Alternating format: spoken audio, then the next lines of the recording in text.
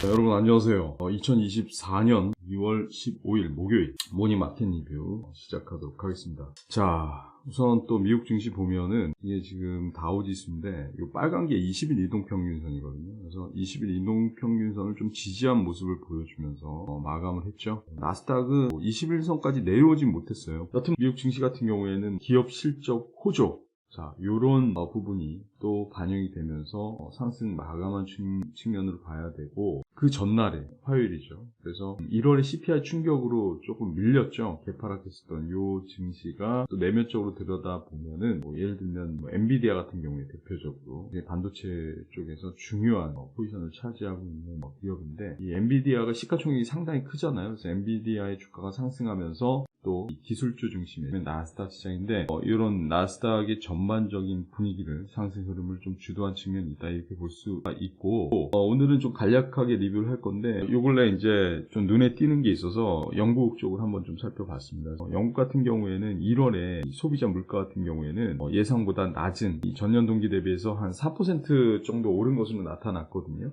이 영국 중앙은행, 뱅크 오브 잉글랜드, 이 BOE라고 하는데, 영국 중앙은행이 올해 6월 중에 금리 인하를 시작할 것이다, 뭐 이런 기대가 좀 높아져 있는 상황이에요. 그래서 영국에도 이제 통계청이 있는데, 이 통계청이 1월에 CPI가 지난 12월과 이 동일한 수준으로 전년 동기 대비해서는 4% 상승을 했는데, 섹터를 보면 에너지하고 식품 가격을 좀 제외한 이 근원 물가가 전월과 동일한 연 5.1%를 기록했다, 뭐 이렇게 보고서가 나왔더라고요. 영국이 지난해까지 유로존 국가나 또는 미국보다도 이 소비자 물가가 높은 수준을 유지해 왔었는데, 예상보다 소비자 물가가 낮게 나타남에 따라서 영국 중앙은행이 조만간에 금리 인하에 나설 수 있을 것이라는 기대가 영국 같은 경우에는 좀 높아지고 있는 분위기예요. 그리고 로이터 통신에서도 그런 얘기를 했어요. 미국의 1월 CPI가 예상보다 높게 나타나면서 6월 영국 중앙은행의 금리 인하 가능성은 40%에 불과했지만, 영국 CPI 발표 직후에 72%로 다시 또 올라왔다는 거예요. 금리 인하 가능성에 대한 부분이. 근데 우리가 좀, 제가 왜 영국 얘기를 했냐면은 미국하고 영국하고 상당히 밀접한 관계가 있습니다. 그리고 미국 같은 경우에도 여튼 항상 말씀드리지만 일시적인 금리 인하가 있을 수는 있지만 그게 기조적인 부분은 좀 이어지기 어렵지 않겠느냐 하는 부분이고, 영국 같은 경우에도 결국 미국의 그런 금리 스탠스를 따라갈 가능성이 크다